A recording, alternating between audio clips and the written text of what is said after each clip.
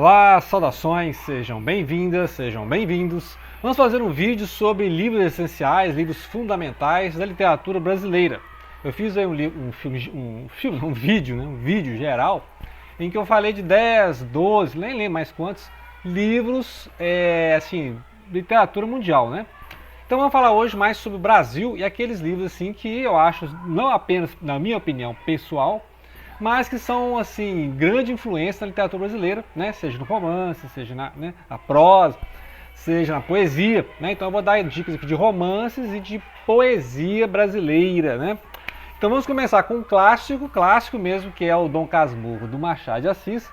É aquela obra que vai te colocar uma pulga atrás da orelha, sendo que quem está narrando é aquele que se sentiu vitimado, né? Nós temos o Bentinho, que é o Dom Casmurro, falando que foi traído. Então é a versão dele, né? Nós não temos um narrador que sabe todas as coisas, então não tem esse narrador que pode passar o lado da Capitu, na Capitu Capitolina, que é essa moça da capa aqui, podemos dizer, né? Ela é acusada então de ser uma mulher assim um tanto quanto suspeita, né? Ela é suspeita de ter traído o marido, que é esse que está narrando a história. Então é um cidadão assim muito desconfiado, né? Muito arredio, muito introvertido. E ele começa a desconfiar das pessoas, né? E ele percebe que a Capitolina, a Capitu é muito inteligente, muito dissimulada, né? Como é que ele fala. Então ele desconfia muito. E aqui você tem então todo um perfil psicológico, um perfil de época, né?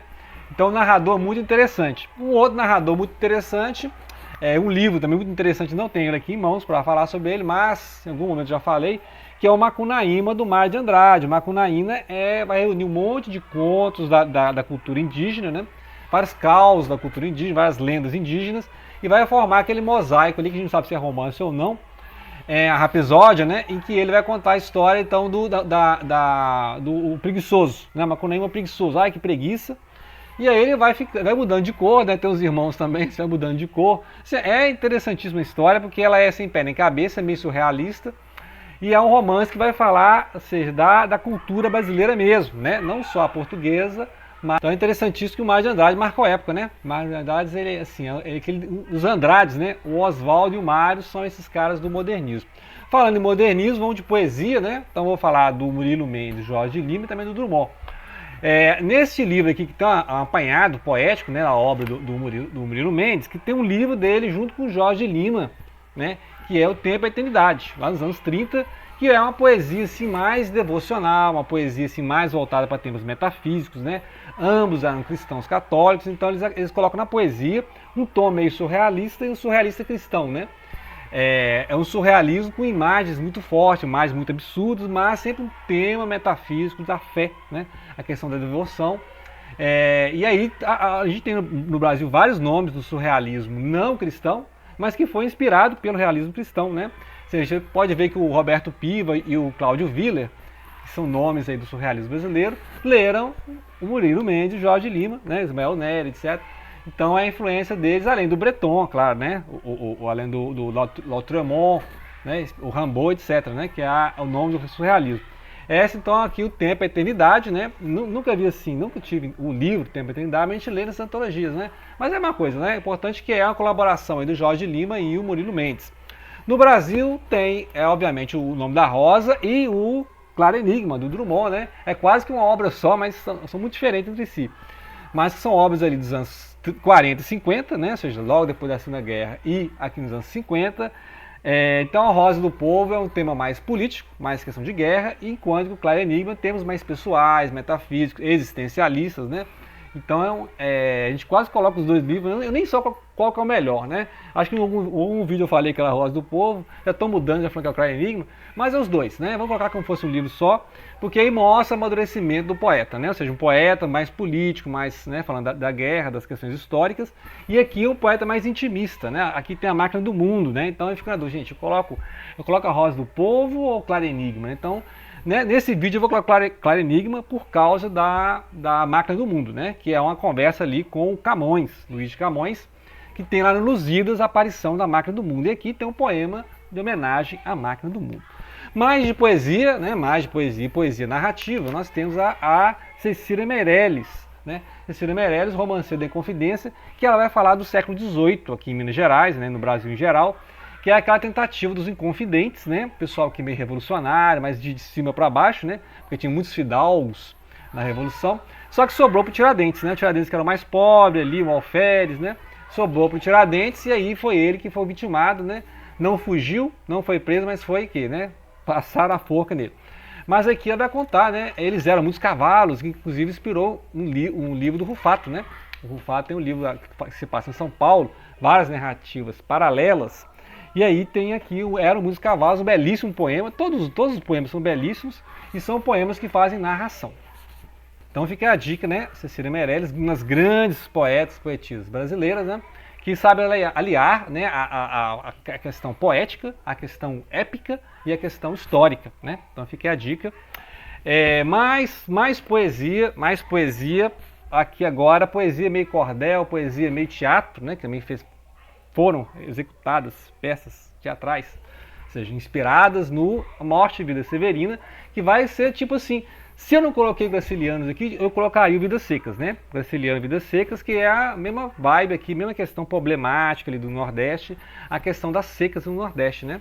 E aí aqui um retirante, o Severino, né? O Severino, que é assim, tem dificuldade de se identificar, né? Qual o pai, qual a mãe, e ele vai trilhando ali pro litoral, procurando trabalho, né? E só vai encontrando morte, miséria, né? Então, assim, retirantes. Então, assim, é um livro muito pesado, mas é muito poético. Né? Então, assim, é igual Vidas Secas. Vidas Secas é um livro muito pesado, mas é um livro, assim, uma maravilha da literatura brasileira. Né? Então, eu fiquei na dúvida, eu coloco o Graciliano, mas eu coloco o João Cabral. Né? João Cabral.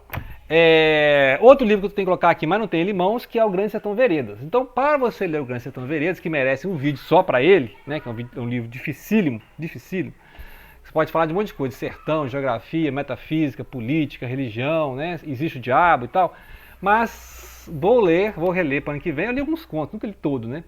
Então eu vou reler o Sagarana para depois começar a gravar vídeos sobre o Grande Sertão Veredas, né? Então, assim, eu coloco, né? Não vou colocar o Grande Sertão, vou colocar, só que representando o Grande Sertão, vou indicar o Sagarana, que é um conjunto de contos, que inclusive foram lidos pelo Graciliano Ramos, e o Graciliano Ramos, assim, esse cara escreve assim, demais, né, em quantidade. E o Graciliano era um cara mais contido, né? Um texto mais enxuto. Aqui é a poesia, a poema em prosa, né? A poesia, o poema em prosa, que é também a característica do Grande Sertão Veredas, né? Tem um monte de coisa acontecendo, um monte de personagem, e a narrativa é muito entremeada de poesia, né? Então você pode falar que é um poema em prosa, né? Ou seja, uma prosa épica, né? Um romance de prosa épica. Então é difícil até definir o que é o Grande Sertão Veredas, né? Outro romance que não pode faltar na lista é o Incidente Antares, né? Poderia colocar o Tempo e o Vento, mas o Tempo e o Vento é um monte de livro e tem altos e baixos, né? Então, assim, tem pessoal que gosta muito do início, a gente gosta mais do meio ali. Pouca gente lê o final da obra, né? Que são vários livros. Eu já li todos os livros, já tem vídeo no canal, mas esse livro em si, a condensação, né? Apesar que ele é 2 em 1, porque toda uma parte dele é histórica, né? A metade do livro é histórica, ele vai contando a história do Rio Grande do Sul, questão do Brasil, igual ele faz no Tempo e o Vento. Mas aqui o Érico Veríssimo vai contar uma história muito surreal, muito absurda, muito Kafka, né? Nós estamos no centenário do Kafka e isso aqui é bem Kafka, porque os mortos não são enterrados, né? Tem uma greve e aí eles passam a viver lá, andar, reviver, né? Igual zumbi, Walking Dead. E eles começam a sair dos túmulos lá, dos caixões, nem foram enterrados, não, saem dos caixões lá e começa a assombrar a cidade, né? E aí falando os podres de todo mundo, que os mortos, né? Não tem nada a perder, estão mortos mesmo. Aí começa a jogar areia no ventilador da galera, né? Então é um livro assim muito estranho, um terror muito bizarro, né? Uns cadáveres ambulantes. Mas é ironia, fina ironia e sarcasmo aqui do Érico Veríssimo, né? E aquele recorte de sociedade que ele faz, né? Já foi um dos meus livros que eu li esse ano. Vamos falar de Clarice Lispector, A Hora da Estrela, claro, né? Ficaria aqui, nos últimos dela. Mas eu posso colocar a Paixão também, né? Segundo o GH, ou posso colocar também o Perto do Coração Selvagem, né? Então fica aí, né? Eu reli esse ano a Maçã no Escuro. Então fica aí a dúvida, né? Mas eu vou colocar então A Hora da Estrela junto com os outros. Então os outros fica aqui uma menção honrosa. Junto com A Hora da Estrela, que vai contar a história da Macabeia, né? Tem um narrador aqui muito suspeito, muito estranho. O narrador, você precisa acostumar com ele, né? Você acostumar com esse narrador e ele vai narrando a história então da Macabeia, menina que sofre muito, né? Menina que sofre muito.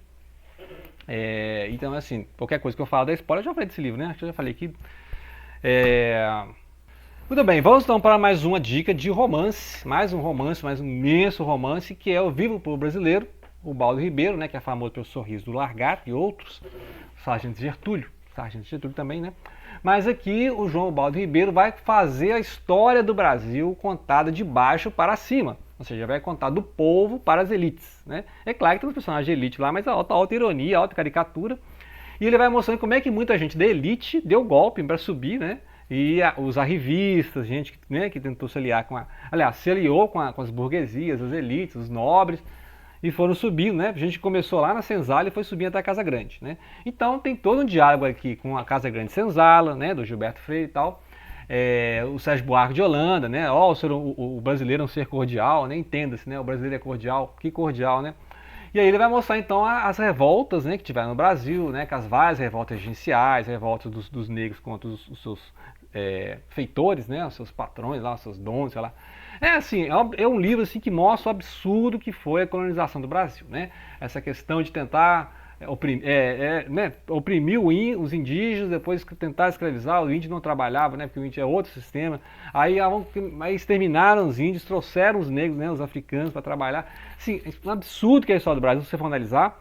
E ele mostra muito bom humor, muita ironia, muito sarcasmo, né, o que aconteceu, mas sempre mostrando o povo atuando, né?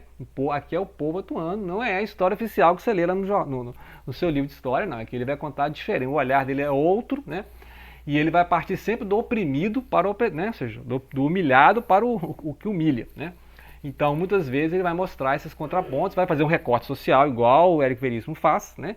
Então, toda essa análise histórica, ou seja, é um romance histórico, ele começa lá no Brasil, do Brasilzão lá dos portugueses, esses vários momentos, né, colônia, império, república, vai mostrando as várias famílias se sucedendo no poder, mas a estrutura de poder se mantém, né? Ou seja, mudam os gerentes, mas a ordem é a mesma, né? Interessante isso, né? Que o Brasil nunca teve uma revolução de fato, né? Sempre uma coisa, cartas marcadas, né?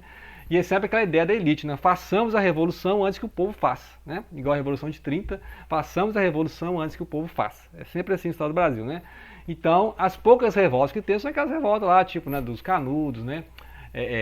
Cabanada, né? Então, balaiada, tem essas revoltas assim, mas eram, né, a Inconfidência Mineira, mas nunca resolvia o problema que é estrutural. O problema brasileiro é estrutural, é que ele mostra aqui, né? Quem está mandando.